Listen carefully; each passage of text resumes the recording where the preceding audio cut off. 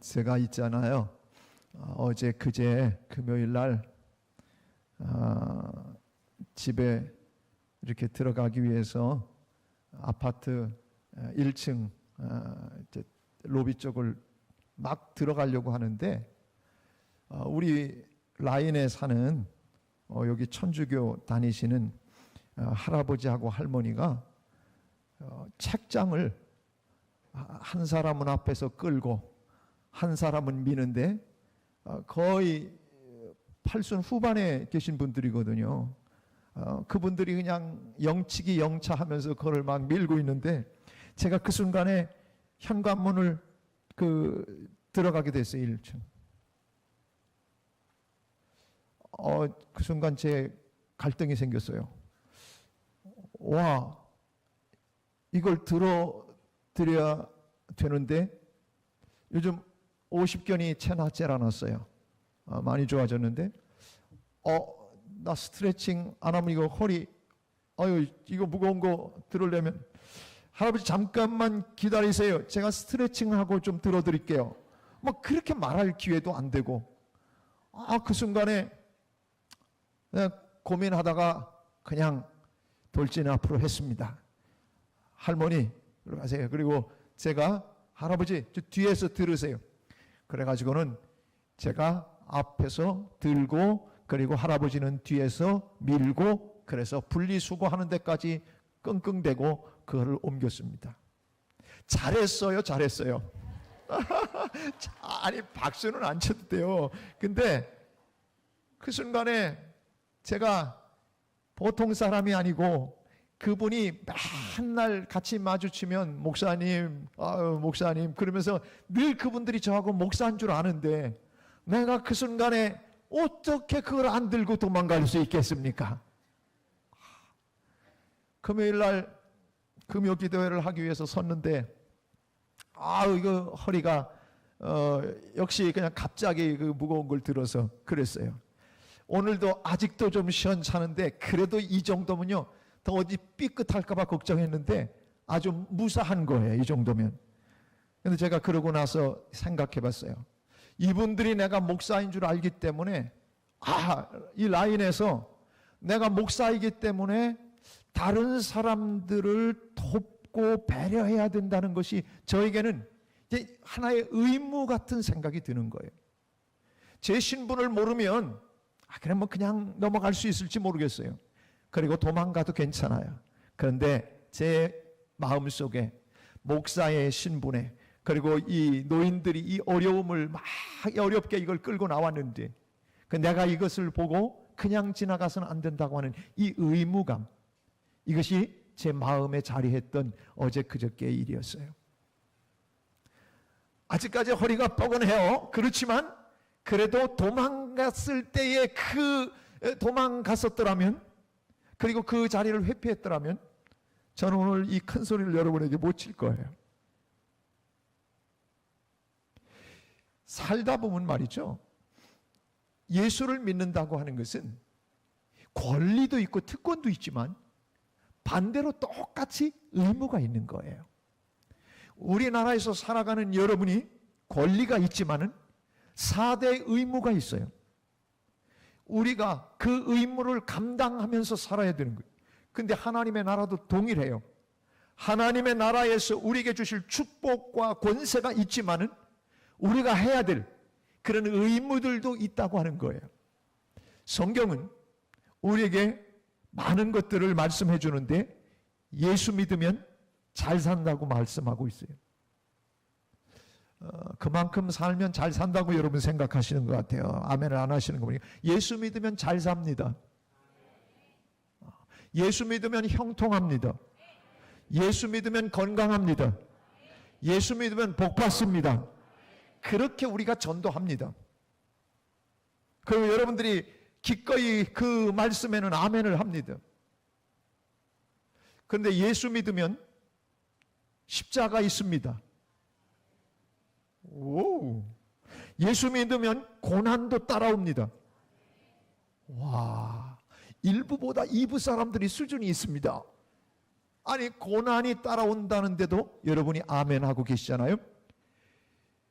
성경은 분명하게 우리에게 두 가지를 얘기합니다. 예수 믿고 나면 하나님께서 주시는 은혜와 축복들이 반드시 있다고 말하는데, 반면에 예수 믿고 살아가는 사람들은 십자가와 고난도 같이 져야 된다는 겁니다.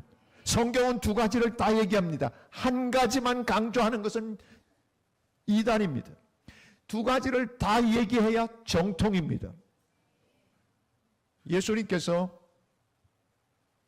제자들을 향해서 이런 이야기를 들려주셨습니다.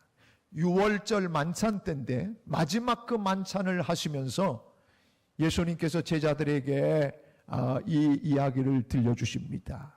아무든지 나를 따라오려거든, 제자들이 누구든지 나를 따라오려거든 자기를 부인하고 자기 십자가를 지고 나를 따를 것이니라. 예수님을 따르려고 할 것 같으면 자기 부인하는 게 있어야 된다는 거예요. 그리고 자기 십자가 그거 지고 따라가야 된다는 거예요. 룰루랄라 예수 믿는 게 그냥 이게 아니라는 거예요. 반드시 자기 부인이 있어야 되고 자기 십자가를 지는 일들을 통해서 주님을 따라가야 한다는 것이에요. 십자가를 얘기하고 계시는 거예요.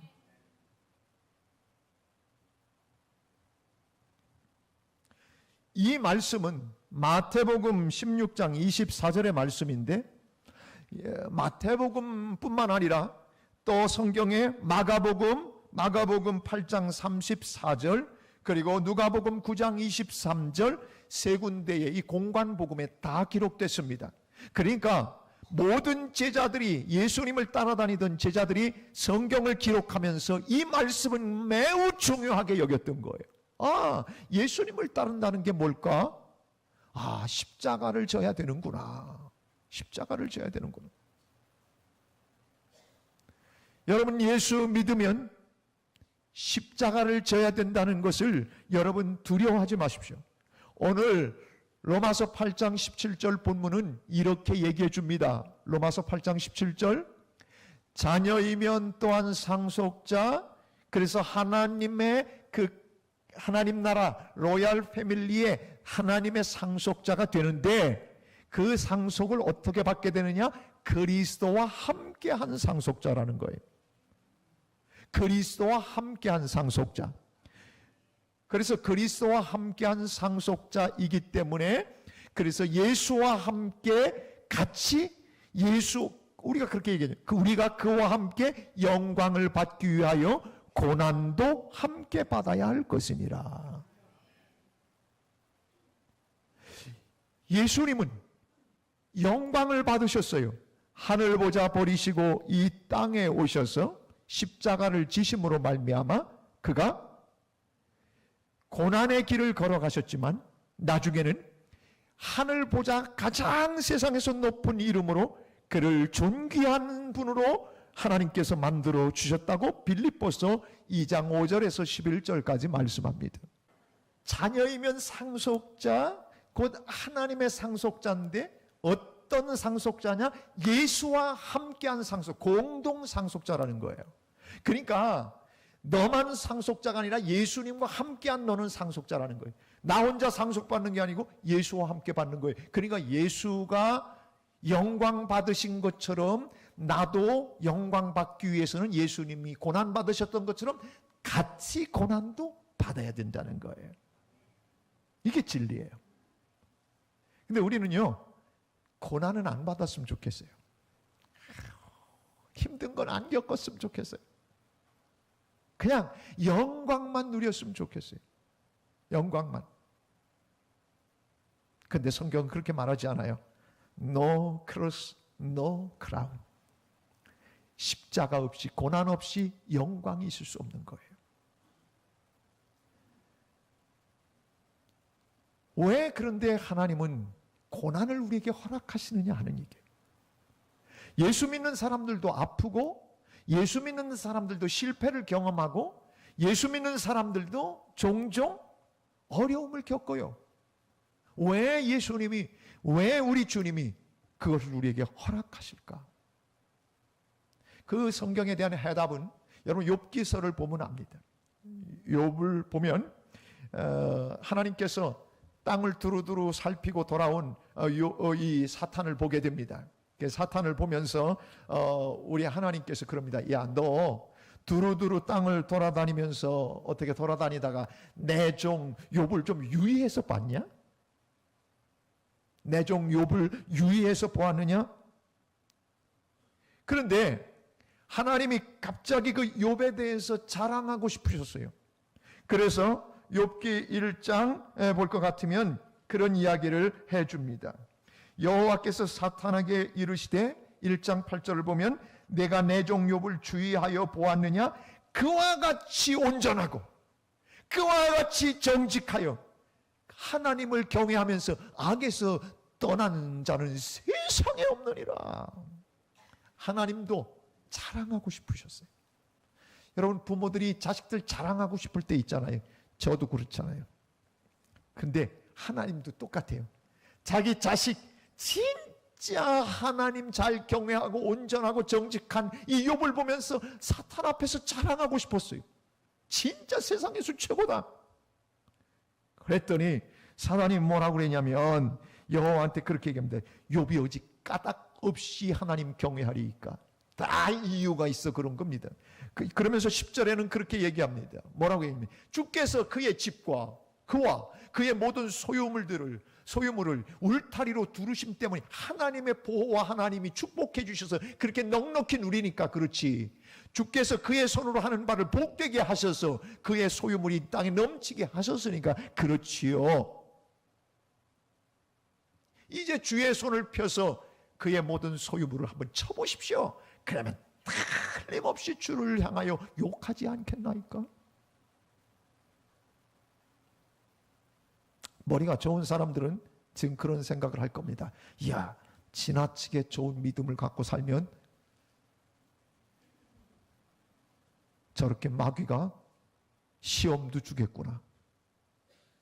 여기까지 가는 사람 IQ 150 넘은 사람들이에요. 그런데 여러분 생각해 보세요. 하나님께서 그러냐? 그럼 너 한번 해봐라. 생명만 다치지 말고 네가 할 수 있는 대로 해봐라. 그래서 욥은 너무너무 힘든 고난의 역경에 처하게 됩니다. 자녀들을 한꺼번에 잃어버리죠. 그리고 그냥 온통 무너져서 집이 다 날아가죠. 자기는 피부병에 걸려 기왓장으로 긁는 신세가 되죠. 너무너무 힘든 거예요. 그러니까 옆에 있는 모든 사람들이 너 하나님 욕하고 죽어라. 특별히 여편네가 그냥 옆에서 하나님 욕하고 죽으라고 그럽니다. 욥은 그 가운데서도 그 고난 가운데서도 순결한 믿음을 지켰습니다. 때때로 하나님이 우리의 삶을 흔드는 것을 허락하실 때가 있습니다. 하나님이 흔드시는 경우도 있고 마귀를 통해서 흔드는 경우도 있습니다. 어떻게 흔듭니까? 어떤 때는 소유물을 흔듭니다. 어떤 때는 건강을 흔들어 놓습니다. 어떤 때는 사랑하는 사람을 흔들어 놓습니다. 왜 그러실까요? 이유가 있는 것입니다. 하나님 나라의 상속자로 합당한 자격을 갖추려면 이 세상의 모든 일이 다 마찬가지입니다. 여러분, 우리는 고난을 통과하지 않고 영광을 보려 하지만은 하나님은 당신의 자녀들을 반드시 고난의 과정을 통해서라도 온전한 하나님의 사람이 되도록 만들고 싶으신 것이 하나님의 의도입니다. 여러분, 요즘 이제 고3 학생들이 막바지 얼마나 고생을 많이 합니까? 그런데 너 공부하는데 너무 힘들겠다. 공부하지 마라. 그러는 부모 있습니까? 옆에서 그래도 좀 힘내라. 그래, 잘한다. 힘내라. 대부분 우리는 그렇게 얘기합니다. 왜 그렇습니까? 내 자녀들이 이 땅에서 나름대로 멋지게 이 땅의 이 길들을, 삶의 길들을 잘 헤쳐나갈 수 있는 멋쟁이들이 그렇게 키우고 싶어서 그 힘든 순간에도 격려하면서 끝까지 공부를 하도록 뒷바라지하고 격려해 줍니다. 그런데요, 공부에 취미가 진짜 없으면 시키지 마세요.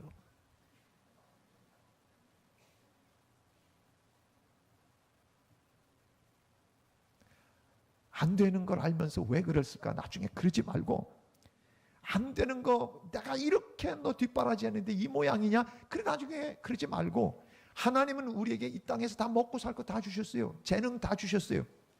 공부가 아니면 그러면 기술을 배우게 해주세요. 다 공부시키려는 분들만 있네요. 제가 오늘 다른 얘기를 하고 싶은 거 아니에요. 내 자녀들이 막 고통 속에, 우리 민철이가요, 이 산 운전을 해야 돼요. 아주 그 뭐 1500고지를 이 운전하고 다니는데 훈련, 아직 사람 태우고 막 다니는 거 잘 안 시켜요. 그렇게 오랜 동안 훈련시키면서 밑에 이 좁은 길, 산악길 막 내려가는 것을 옆에 선임들이 또는 이제 부사관들이 옆에서 타가지고 훈련시킨대요.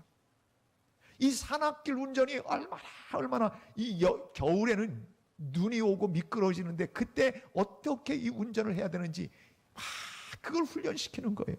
그래서 부대까지 안전하게 운전병이 그걸 할 수 있도록 그렇게 만들기 위해서 지금 들어갔는데 몇 달이 되는데도 계속 훈련만 시키고 있어요. 애가 가끔 그런 걱정을 해요.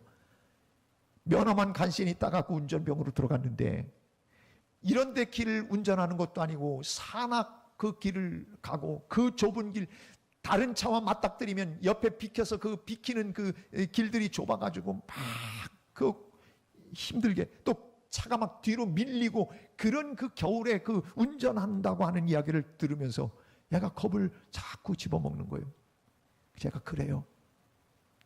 민철아, 내가 그 부대에서 근무를 해봐서 아는데, 근데 그 부대가 사고 난 적이 없어.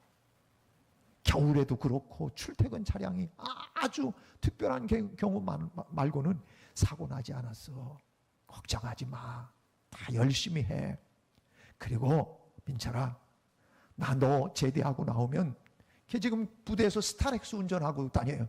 야, 너 교회 스타렉스 운전할 수 있는 기회가 너에게 주어지겠구나. 자원봉사자 하나가 늘어나겠구나. 그리고 민철아, 나는 네가 제대하는 순간 네가 모는 차를 기꺼이 타마. 막 격려하는 거예요. 격려. 왜? 그렇게 훈련받고. 그러면서 내가 가끔 그래요. 야, 나라가 얼마나 좋으냐. 너 운전 가리키느라고 돈 대가면서 봉급 줘가면서 너 운전 훈련시키지 않냐. 이렇게 좋은 나라가 어딨냐. 가서 자기의 직무를 감당하기 위해서 그런 힘들고 어려운 그 부담감을 갖고 열심히 배워요. 여러분, 강한 군인이 되려면요, 그만큼 강한 훈련을 받아야 되는 거예요.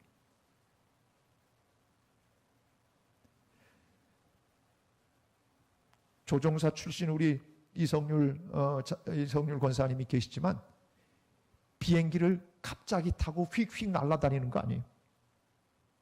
저는 관제사였기 때문에 이 조종사들하고 이렇게 같이 이 커뮤니케이션을 해야 되는 그런 일들이 많았어요. 그 일부러 조종사들 사는 데도 가보고, 그들이 우리 관제사들이 사는 곳도 방문해보고 서로 이렇게 교환해서 방문해보고 그랬어요. 저는 항공기를 관제하는 특기였어요. 그런데 처음부터 관제 맡기지 않아요. 오랜 세월, 여러 달 동안 그냥 이 시뮬레이터를 가지고 가장 계속해서 훈련을 거듭하는 거예요. 조종사와 관제사는 영어로만 소통하게 돼 있어요. 이게 국제적으로 다 그러니까 하는 이 절차가 있어요. 제가 지금 40년 군생활을 시작한 지가 40년이 됐는데 지금도 그때 배운 것들이 지금도 달랄랄랄랄 입에서 나와요. 우리 이성률 자꾸 장자가 나오는 건 장군 출신이라 그러시는 거예요. 이성률 권사님하고 제가 그런 조종사들과 관제사들이 하는 그 영어 절차를 하라면 지금도 막히지 않고 계속 할 수 있어요. 40년이 지났는데 그거 하나 자격, 관제사 자격을 받기 위해서 여러 달 동안 영어로 계속해서 반복하고 훈련하고 그것들을 막 외우고 암송했어요. 그리고 나서 퀄리파이가 돼요. 퀄리파이라고 하는 이 드디어 관제사의 이 흉장을 하나 달아요. 그리고 나서 수천 시간 그것들을 계속해서 관제해본 경험이 있는 사람이 그 다음에 스킬 별을 달아요. 거기에 무궁화로 같이 딱 해서 최고의 훈장 같은 관제사의 최고의 엑스퍼트라고 하는 그 단계에 올라가요. 그런데요, 중요한 작전이 있으면 우리 같이 초급 장교들 퀄리파이 자격을 가진 사람들은 뒤로 뒷전에 있어요. 그리고 특별히 미국 항공기, 미국 전투기가 들어오게 되면 우리 쫄병들은, 우리 같은 아직 경험이 없는 사람들은 미국 사람들의 발음을 잘 알아듣지 못해요. 그러니까 그렇게 되면 막 캡틴을 부르고 다른 사람들을 불러요. 그럼 그 중에서 스킬이 됐던 사람, 엑스퍼트가 된 이 영관급들이 엑스퍼트였는데 그런 사람들이 대신 딱 헤드폰을 낍니다. 우리는 못 알아듣는데, 그런데 엑스퍼트인 그분이 딱 하면 미국 전투기가 와도 다 서로 관제하고 통하는 거예요. 강한 군대가 되기 위해서는 수없는 반복의 과정들을 거쳐요. 네이비실, 그 생사의 마지막. 우리 친구 가운데서는 여러분 특전사로 갔다 온 친구가 있어요. 특전사로 갔다 온 이 친구는 점프를 얼마만큼 많이 했느냐, 이게 그들의 자랑이고 그 군대에서의 그들이 갖고 있는 그런 나름대로의 자랑스러움이에요. 그냥 되는 법이 없어요. 세상의 모든 일들이 다 그런 훈련과 고난의 과정을 통해서 강한 군대가 될 수 있는 거지. 모든 세상의 일들이 다 그래요. 하루아침에 성공한 사람 봤습니까? 물론 로또 복권에 당첨되는 케이스가 있긴 있어요. 그런 사람들은 다 망조가 들립니다. 여러분 조사해 보니까 로또 복권 당첨된 사람 제대로 인생길 사는 사람들이 없대요. 그러니까 로또 복권 사지 마십시오. 사봐야 잘못된 길로 갈 수 있으니까. 고생하며 돈을 벌어보고 힘들고 어렵게 직장 생활하면서 한 단계 올라가 본 사람들, 그리고 정말 밑바닥에서부터 그렇게 사업을 일으켜 본 사람들이 돈의 가치를 알고 명예의 가치를 알고 그리고 진정한 삶의 가치를 알아. 그렇게 됐을 때에 다른 사람들을 배려할 줄 알고 무시하지 않고 갑질하지 않고 그렇게 품고 살아가는 멋진 사람들이 되는 거예요. 그래서 고난의 길, 그 힘든 길들은 모두가 그렇게 다 훈련을 통해서 되고 고난의 과정을 통해서 모든 것이 이루어지는 거예요. 하나님의 나라도 똑같아요. 하나님의 나라 구원이라고 하는 것은 갑자기 은혜로 받게 돼요. 선물로 받게 돼요. 그렇지만 이 땅에서 살아가면서 하나님의 자녀로서 고난의 길, 십자가의 길을 잘 통과해 봐야, 여러분 저는 목회하면서 고난의 길을 통과해 본 사람과 아닌 사람을 구분을 정확하게 할 수 있습니다. 고난을 통과해 본 사람은 말이 다릅니다. 고난을 통과해 본 사람은 벌써 배려하는 것이 다릅니다. 고난을 통과해 본 사람은 벌써 생각하는 것이 다릅니다. 성숙되어 있습니다. 왜 하나님께서 고난이라고 하는 것을 우리에게 주실까? 왜 하나님께서는 욥에게, 사탄에게 그 고난을 허락하셨을까? 이유가 다 있는 겁니다. 그만큼 하나님께서 상속자로 당신의 아들과 딸로 살아가는 사람들에게는 뭔가 나중에 꼭 그러한 자격, 다시 말해서 하나님 나라의 그런 아들, 딸로서 살아갈 수 있는 상속자로서의 자격은 바로 고난이라고 하는 걸 통해서 제대로 갖춰질 수 있기 때문에 고난을 허락하시는 거예요. 고난하면 우리는 광야를 생각하게 됩니다. 이 광야라고 하는 이 단어는 여러분 미드바르라고 하는 히브리어 단어입니다. 그런데 이 광야라고 하는 곳은 여러분 잘 알다시피 이스라엘 백성들이 그 살아가던 삶의 현장에서 떠나서 밖으로 나가 광야 생활을 했어요. 하나님은 때때로 우리의 삶에 정말 내 힘으로 살아가고 내 능력으로 살아가던 삶의 현장을 떠나 어떤 때는 내 힘으로 도저히 안 되는 그런 곳에 갖다 놓으실 때가 있어요. 이게 광야입니다. 광야라고 하는 단어 자체가 어떤 뜻이냐면 하나님의 말씀이 있는 곳이라고 하는 뜻입니다. 하나님은 당신의 사역자들, 당신의 사람들을 양육해서 당신의 일을 맡길 때에 절대적으로 어느 학교를 통과하게 하시냐면 광야 학교를 통과하게 하십니다. 여러분 잘 알다시피 모세도 40년 동안 광야 생활했습니다. 그리고 이스라엘 백성들 이끌고 광야를 많이 돌았습니다. 엘리야도 광야 생활했습니다. 성경의 다윗 마찬가지로 광야 생활했던 사람입니다. 광야를 거쳐가지 않은 사람 없습니다. 세례 요한도 광야 생활했죠. 예수님도 광야 생활했죠. 사도 바울도 3년 동안 아라비아 사막에서 광야 생활을 했어요.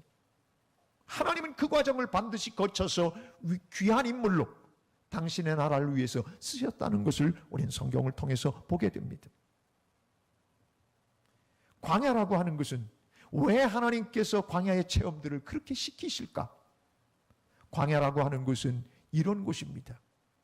사람의 인적이 끊어진 곳, 세상과 단절된 곳, 사람의 도움이 닿지 않는 곳, 사람의 말소리가 들리지 않는 곳, 그래서 오직 하나님밖에는 바라볼 수 없는, 하나님의 능력만을 기대할 수밖에 없는, 그리고 하나님의 음성에 귀 기울여야 사는 곳, 그것이 바로 하나님의 말씀이 있는 곳, 광야라고 하는 곳입니다. 하나님이 우리의 삶을 때때로 사람의 도움이 절실한데도 도움을 받을 수 없는 곳, 내 능력으로 내 힘으로 버텨낼 수 없는 곳에 우리를 있게 하시는 이유는 하나님만 의지하고 순결한 믿음으로 세우게 하기 위함입니다.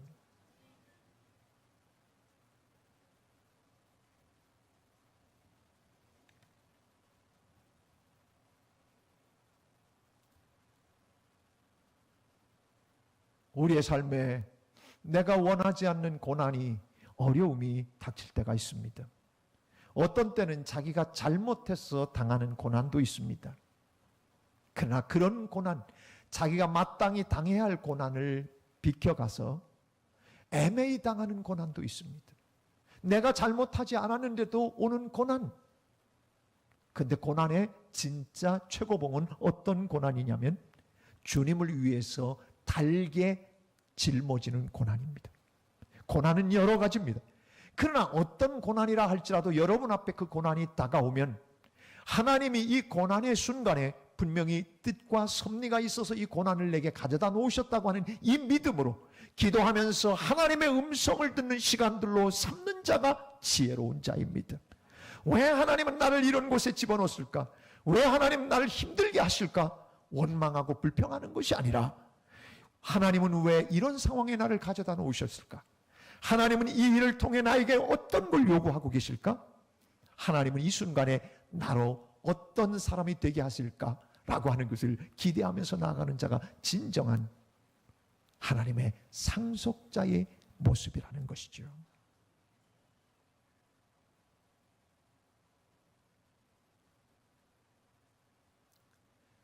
우리의 믿음은 고난이 없으면 순결해지지 않습니다. 그거 하나님이 너무 잘 아십니다. 예를 들어 볼까요? 요즘 이 앞동산에서 운동하면서 만나는 다른 교회 집사님 4분이 계십니다. 근데 운동을 너무 열심히 하는 거예요. 그래서 그 걸음걸이가 얼마나 빠른지 여자분이 따라갈 수가 없어요. 빠른 걸음으로 걷는데, 그래서 이렇게 보다 제가 그런 생각을 했어요. 저분이 저렇게 열심히 운동하는 데는 무슨 사연이 있지 않을까? 여러분, 저 운동 좋아하는 사람 아닙니다. 그런데 저도 열심히 운동하려고 합니다. 다 이유가 있습니다. 건강에 데미지를 입어봤기 때문에 그렇습니다. 그러고 나면 운동하게 돼 있습니다. 운동이 살 길이기 때문에 그걸 하는 겁니다. 어떤 때는 하기 싫고 피곤하고 그런데도 불구하고 운동을 해야 합니다. 그래야 온몸의 면역력이 올라가고, 그래서 운동을 안 할 수가 없는 겁니다. 어제 그 남편과 함께 이렇게 운동을 하는데, 남편은 저랑 같이 길을 걷고, 그리고 제 아내는 그 여자 집사님하고 길을 걷고 그러면서 했는데, 제 걸음으로도 따라갈 수가 없을 정도로 앞질러 가더라고요. 근데 그 남편분이 그 얘기를 하더라고요. 저렇게 옛날에 운동 열심히 안 하던 사람입니다. 그런데 암에 한번 걸리고 나서 이렇게 열심히 운동합니다. 제가 저한테 말하지 않았어도 저는 그걸 벌써 알았어요. 이렇게 집착해서 운동할 수밖에 없는 것은, 한번 건강을 잃어보니까 그래서 살 길이기 때문에 운동하게 되는 겁니다. 제가 무슨 얘기를 하는 줄 아십니까? 하나님은 우리의 건강을 가끔 흔들어 놓습니다. 우리가 건강하면 하나님 없이도 얼마든지 살 수 있다고 생각합니다. 건강 내가 잘 유지하면 된다고 생각합니다. 그러나 여러분, 건강은 하나님이 붙잡아 주지 않으면 안 되는 것입니다. 저 굉장히 건강했던 사람입니다. 그럼에도 무리하고, 그럼에도 관리를 잘못했을 때 데미지가 왔습니다. 하나님이 붙잡아 줘야 됩니다. 그래서 건강을 잃어보면 하나님 앞에 그렇게 기도합니다. 하나님, 그전엔 자기가 건강해서 건강한 줄 알았어요. 근데 하나님이 건강 주셔야 내가 건강하지요. 오늘도 이 하루 건강하게 건강 붙잡아 주시고, 주의 일 하기에 부족함이 없는 건강한 육체로 만들어 주십시오. 새벽에도 그 기도를 합니다. 옛날에는 그 건강을 위한 기도하지 않았어요. 왜? 건강했기 때문에. 건강을 흔드니까 건강이 하나님 손에 있다는 걸 압니다. 어느 순간 물질이 하나님의 손에 의해서, 아니면 다른 이유들로 물질이 하나님의 소유를 흔들어 놓으셨어요. 돈이 날아가고 어려움을 겪습니다. 그전에는 자기가 노력하면 얼마든지 벌어먹고 산다고 생각했어요. 그렇게 물질을 잃어버리고 나니까 하나님이 보장하시지 않으면 안 되는구나. 하나님이 지켜주셔야 되는구나. 그걸 아니까 물질 문제조차도 하나님 앞에 하나님의 것인 줄 인정하고 하나님의 도우심을 구하며 우리의 가정과 우리의 재물과 모든 걸 위해 기도하는 사람이 되게 됩니다. 이유가 다 있는 겁니다. 물질의 주인도 하나님이라는 거 알게 하시려면 물질을 흔드는 방법이 최고의 방법입니다. 어떤 때는 사랑하는 사람들의 아픔도 겪게 하십니다. 하나님은 우리에게 이 땅의 삶이 전부가 아니라는 것을, 내가 사랑했던 사람들을 보내기도 하며, 그리고 이 땅에 대한 소망으로 살던 우리가 하나님 나라에 대한 소망으로 살아야 된다는 그 마음의 강력한 메시지를 사랑하는 사람들을 떠나보내면서 우리에게 하늘의 소망을 갖게 하십니다. 그렇지 않다면 하늘 소망 갖고 살 이유가 없이 이 땅에서 무궁무진하게 살 수 있는 줄로 생각하기 때문에 하나님은 때때로 그런 어려움들을 우리에게 주십니다. 결국 따지고 보면 고난이라고 하는 것은 다 나를 만드는 것입니다. 고난을 통해서 우리의 신앙이 순결해지는 겁니다. 오직 주님만을 바라보게 되는 것입니다. 그래서 고난당한 것이 내게 유익이라 내가 주의 율례를 배우게 되었나이다. 시편 119편 시인은 그렇게 고백하고 있는 것입니다. 그런데 여러분, 고난이 고난으로 그냥 끝난다면 우리는 억울할 수도 있고, 그리고 얼마나 그 고난이 내 삶에 좌절과 실패와 아픔으로 남겠습니까? 그런데 성경은 그렇게 말씀하지 않습니다. 오늘 사랑하는 여러분 18절 말씀을 보십시오. 본문 18절 우리 함께 읽도록 하겠습니다. 함께 읽습니다. 생각하건대 현재의 고난은 장차 우리에게 나타날 영광과 비교할 수 없도다.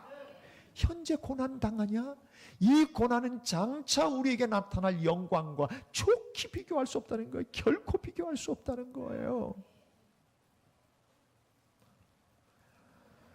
우리 교회는 전국구로 유명한 사람이 있습니다. 아마 우리 교회에서는 제가 제일 유명하지만 전국적으로 유명한 한 사람을 꼽으라면 프로골퍼 김경태 집사님입니다. 스타입니다. 운동계에선 스타임이. 김경태 집사를 만나고 같이 라운딩 할 수 있는 것은 굉장한 영광으로 생각할 수 있는 그런 위치인데, 집을 이사해서 어제 이사신방을 제가 했습니다. 근데 이사신방하고 이렇게 나오려고 하는데 부인 정송이 집사님이 장식장을 우리가 쳐다보니까 불을 탁 켜주더라고요. 장식장에 불이 딱 들어왔어요. 이렇게 보니까 이 트로피들이 많이 있어요. 근데 우리 조복순 권사님이 그 얘기했어요. 여기 전시되어 있는 것은 집에 오히려 더 많다는 거예요. 그러니까 중요한 것들만 여기 전시를 했다는 거예요. 그러면서 우리 아버님 김기창 집사님이 저한테 한 군데를 가리키면서 이게 뭔지 아세요? 그러면서 거기 보니까 딱 메달이 있더라고요. 메달. 금메달. 금메달 2개가 나란히 있었어요. 여러분 요즘 아시안 게임 하지 않습니까? 아시안 게임에서 우리 김경태 선수가 개인전 우승, 단체전 우승해서 하나만 우승해도 군대 면제입니다. 2개를 다 금메달을 건. 그래서 제가 어저께 태어나서 난생 처음으로 아시안 게임 금메달을 손으로 만져봤다는 거 아닙니까? 그런데 제가 하는 얘기가 있습니다. 김경태 집사님이 그렇게 계속해서 많은 좋은 성적을 거두고 그렇게 프로골퍼로서 많은 인기를 누리는 이 영광스러움 뒤에는, 저는 우리 김경태 집사님이 결혼하기 전에, 결혼하고 나서 이제 4층에 와 있는데, 이 3층에서는 악수를 하며 나갈 때 보면요, 세상에 우리 교인들 가운데서 이건 손바닥이 아니에요. 악수를 해보면 발바닥도 이런 발바닥이 없어요. 너무 거칠고 단단하게 굳어져 있는 거예요. 여러분 얼마나 많은 노력과 얼마나 많은 수고와 얼마나 많은 날들을 자기 절제를 하면서 살았겠어요. 그 영광스러움이 그냥 주어진 게 아니라 그런 고난이 있었기 때문에 영광이 주어지는 거예요.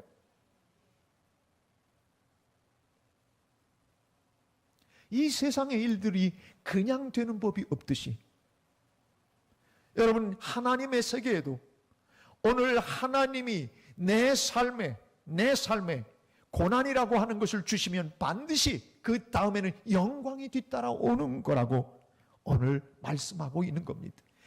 앞으로 우리가 누리게 될 영광과 현재 고난은 비교할 수 없다는 겁니다. 그래서 너희들이 고난을 당하게 되거들랑 기쁘게 여기라는 거예요. 고난을 당하게 돼도 기쁨으로 그 고난을 감수하고 기도하면서 이겨내라는 겁니다. 그리고 때에 따라서는 너희들이 하나님 나라를 위해서 기꺼이 고난에 행군을 하라는 겁니다. 어제 제 아내가 요즘 우리 비전센터 때문에 미팅을 요즘 하지 않습니까? 전문가들하고 미팅하고, 그래서 우리가 비전센터를 올려서 이 빌딩에 우리 교육관 이 비전센터를 한 2개 층들은 쓰고 나머지는 상가를 해서, 그래서 우리가 경제적으로 이 어려운 부분들이 다 이렇게 도움이 될 수 있도록 하기 위한 이 전문가들을 초청해서 지금 우리 장로님들이 같이 미팅도 하고 지금 그렇게 하고 있습니다. 제 아내가 그런 얘기를 하는 거예요. 여보, 이거 비전센터 짓는 거 힘들면 그러면서 나한테 힘들면 나중에 이 비전센터 다른 사람이 짓고 우리 거기 그냥 새 들어서 교육관 거기 빌려서 쓰면 되는 거 아닌가, 이런 얘기를 가끔 저한테 어쩌다가 얘기해요. 그런데요, 제가 한마디로 거절했어요. 한마디로 제가 그랬어요. 여러분, 우리 목사들은 뭐라고 얘기하는 줄 아세요? 목사들은요, 교회 건축하면 별 하나 단다고 그래요. 목사들끼리 하는 얘기예요. 그러니까 교회 개척하고 교회 건축하면요, 그러면 투스타 되는 거예요. 교회 개척도 별 하나, 건축도 별 하나. 그럼 저는요, 지금 그러면서 또 하나 얘기해요. 뭐냐면 아들을 목사 만들면 또 하나 별이 붙는데요. 저 투스타예요. 그런데요, 건축 하나 또 하면 3스타 되는 거예요.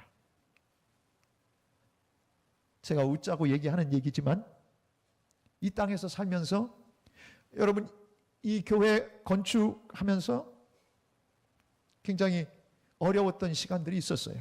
힘들었던 시간들이 있었어요. 매달 통장에 마이너스를 벗어나지 못하고 그렇게 살아봤어요. 근데 또 그 길을 가겠다고 해요. 이번에는 하나님께서 덜 어렵게 해주실 거라고 하는 믿음도 있지만, 그런데요, 그거 고난이라고 생각하면 못해요. 그러나 이 고난의 너머에는 하나님 반드시 나를 칭찬하실 일들이 있고 주실 상급이 있다는 걸 믿기 때문에 이 길을 갈 수 있는 거예요. 여러분 앞에 때때로 어려운 사람들도 나타나고, 여러분이 도와줘야 될 그런 일들도 있고, 여러분이 배려해야 될 사람들도 나타나요. 어떤 때는 나를 죽여줘야 될 때도 있어요. 내 자존심을 꺾어줘야 될 때가 있어요. 그런데도 불구하고 내가 그 십자가를 져요. 왜? 주님을 위해서라면, 우리 주님의 영광을 위해서라면, 그 사람의 영혼이 살 수 있다면 내가 얼마든지 내 자신의 자존심도 내려놔 줄 수 있고, 내 물질도 어떤 때는 포기해 줄 수 있고, 그리고 어떤 때는 주님을 위해서 내가 헌신할 수 있는, 이것이 적어도 믿음의 성도들에게서는 지금의 내가 겪는 고난이 장차 나타날 영광과 비교할 수 없기 때문에 그걸 선택하는 거예요. 만약에 비교가 지금이 훨씬 낫다면 뭐토록 고생해요, 뭐토록 손해봐요? 안 돼요. 그런데 예수님은 우리에게 장차 나타날 영광과 비교할 수 없다고 우리에게 알려주셨기 때문에 금생에서도 그 복을 받지만 내세는 더 비교할 수 없는 하나님의 축복을 누리게 될 거다, 그렇게 예수님도 말씀해 주셨기 때문에 우리는 이 길을 힘들고 어려워도 또 가는 거예요.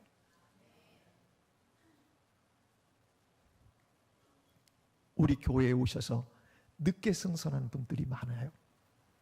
그런데요, 교회가 여기까지 올 때까지 많은 사람들의 희생과 기도와 눈물이 있었다는 것 잊지 마세요. 그냥 되는 법이 없어요. 한 가정이 믿음의 가정이 되고 복음의 우산을 쓰고 은혜의 구원의 역사, 그 은혜의 장막 아래 여러분들이 있어요. 하나님의 은혜의 장막 아래. 그냥 됐나요? 눈물 뿌려 기도한 어머니가 있었어요. 나를 위해 눈물을 흘려 간절히 나의 구원을 위해서 그렇게 중보기도했던 사람들이 있었어요. 그래서 오늘 우리 집안이 구원받았고 우리 모두가 믿음의 가문이 되어 있는 것, 여러분 그거를 간과해서는 안 돼요. 기독교 복음의 역사는 반드시 눈물의 역사고 반드시 희생의 역사예요. 십자가 없이 영광이 주어지는 거 아니에요. 그래서 교회의 씨앗은 순교다, 이렇게 터툴리안이라고 하는 교부는 얘기했어요. 교회가 그냥 생겨났나요? 순교의 씨앗으로 말미암아 피 흘림을 통해서 교회들이 기독교 역사가 이어져 나왔던 거예요. 오늘 한국 교회는 눈물 많이 흘렸던 우리 신앙의 선배들의 눈물 때문에 이만큼 영광을 누리는 거예요. 교회 건물 때문에 어느 교회가 목사파와 그 다음 파와 나눠서 그리고 끌어내는 장면들이 인터넷에 올라왔어요.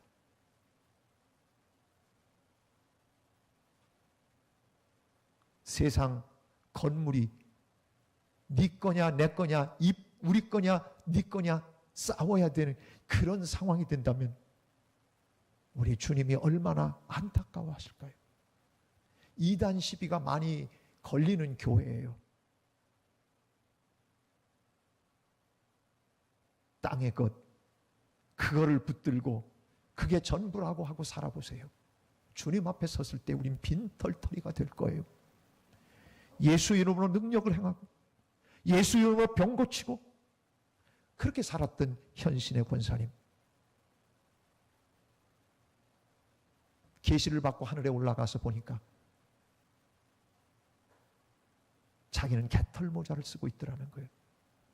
자기 집이 쓰러져가는 오두막집이더라는 거예요. 충격을 받았어요. 내가 주의 이름으로 이렇게 능력을 행하고 주의 이름으로 이런 병 고치는 10,000명이 넘는 사람들이 병 고침을 받았어요. 그런데 그 충격으로 인해서 그는 도곡동에 있던 땅까지 다 팔아서 북한 선교를 위해 북한 선교원을 짓게 합니다. 북한 선교회가 시작됐습니다. 그리고는 정처 없이 그는 다니면서 때때로 기도해 주는 사람들도 있는데 자기가 누구라고 하는 걸 드러나면 옮겨버립니다. 왜 그런 줄 아세요? 이 땅에서 누릴 것 다 누리고 이름 낼 거 이름 내고 받을 거 다 받고 살아간 사람들이 주님 앞에 섰을 때에 우리가 주의 이름으로 선지자 노릇하고 주의 이름으로 우리가 이렇게 능력을 행하지 않습니까? 주님께서 나는 너희를 도무지 알지 못한다. 이 불법을 행하는 자들아 내게서 떠나가라. 우리는 이 땅에서의 고난이 주님을 위해서 겪는 고난이어야 의미가 있다는 것이에요.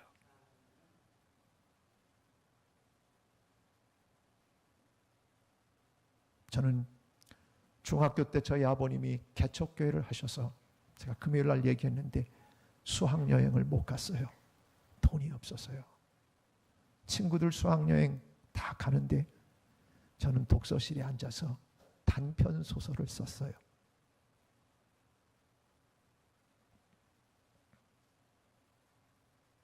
그런데 저는 이런 생각이 있었어요. 우리 아버지가 개척교회 하면서 고생하는 것은 주님을 위해서 기꺼이 당하는 고난이라는 의식이 있었기 때문에 저는 주눅들지 않고 살았어요. 맨날 보리밥만 먹고 살았어요. 집안 식구들은 밀가루만 먹고 살았어요. 그래도 우울하지 않았어요. 왜?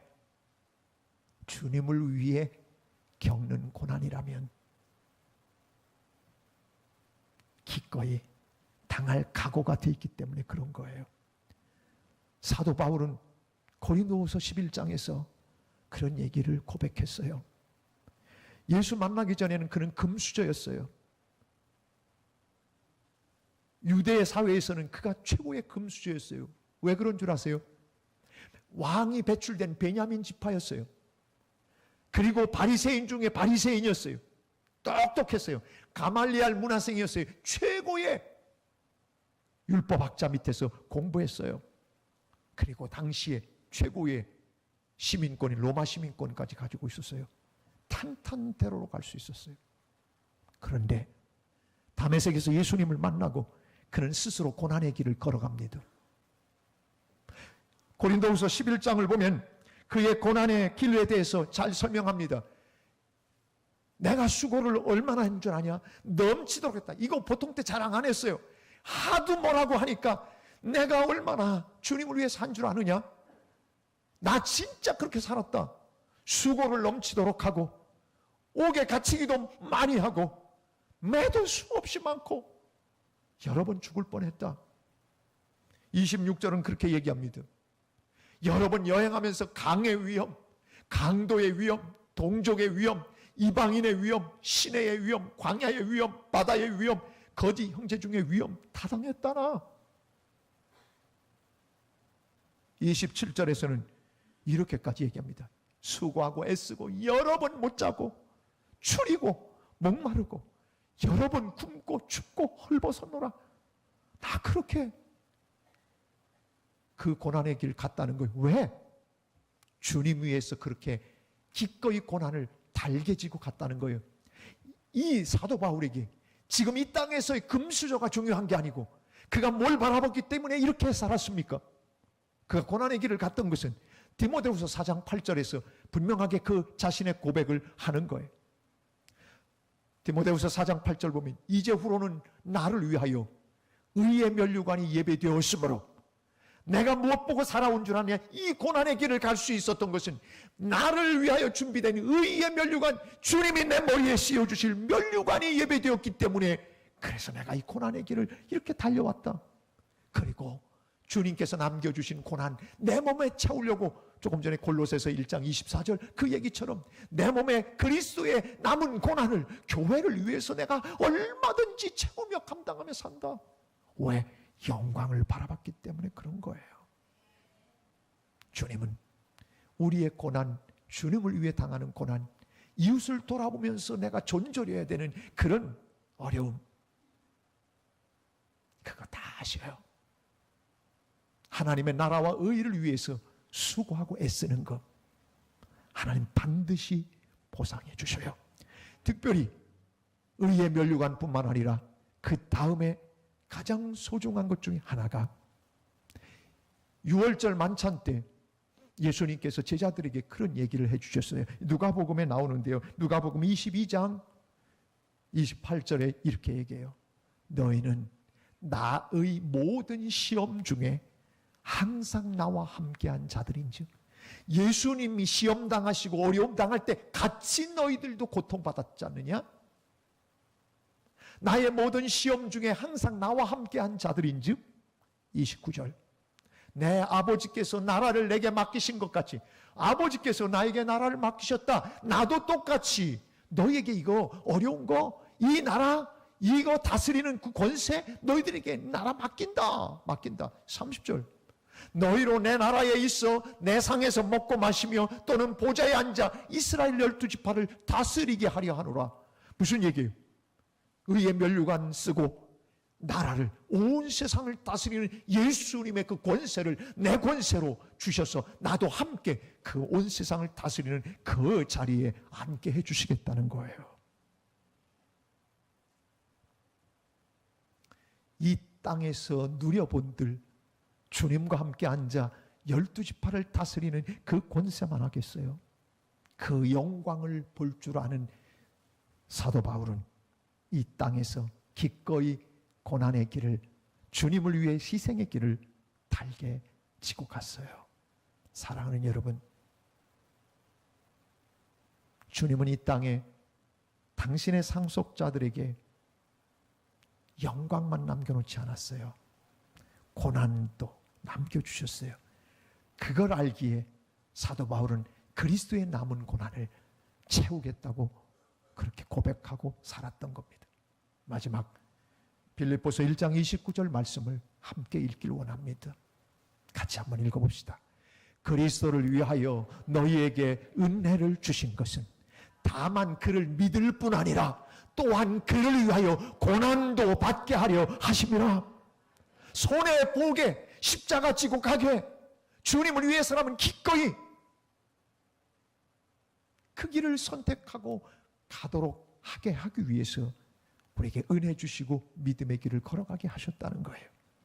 주님 앞에 섰을 때 주님 때문에 손해보고 믿음 때문에 억울해 본 사람, 남을 살리기 위해 내 자존심을 꺾어줘 본 사람, 그렇게 살아간 사람만이 주님 앞에 인정받을 거 아니겠어요?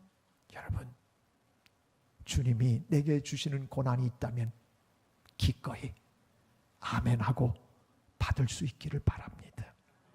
반드시 영광을 누리게 하실 것입니다. 주님의 약속입니다. 여러분이 그 주인공들이 되어 살아가는 은혜를 누리게 되기를 축복합니다. 자리에서 우리 모두 일어나셔서 함께 찬양하기를 원합니다.